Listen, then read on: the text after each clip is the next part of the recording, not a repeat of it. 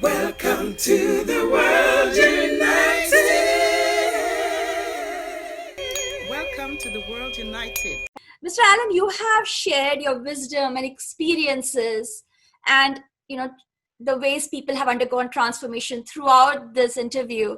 My last question is, are there any final words of wisdom you would like to give to our listeners? Is it something that you hold true, that you really hold true as you navigate? Yeah, well, it goes back to conscious awareness, actually. When we look out into the world and we see what's going on in the world, I mean, it's bizarre on every level.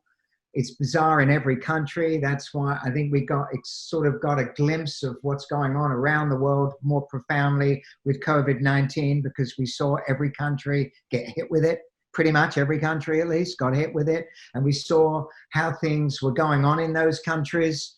And we see how human beings treat each other, so poorly, so inhumanely, that I think, and no matter what laws, what legislation is being written, no matter how many police they send out onto the streets, armed guards they send out onto the streets, no matter what they do to try to put things under control, bigger rockets, more bombs, more this, more that, no matter what it does, nothing is helping. It's getting worse, actually. It's not improving. And so what is it that we must do as human beings? And I think that the thing to do is that we have to explore what it means to live a conscious life.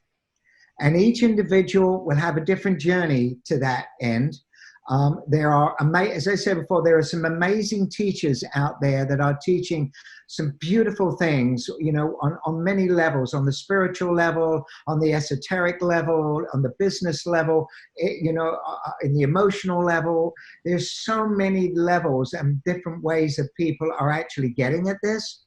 But I think that is the key thing, that if each one of us can take a conscious journey and consciously take the conscious journey, I think we can have a world that really does work for everybody, and humans will start relating to each other as about the divine beings that we are, and and the kinds of, and then we could all live a magnificent life.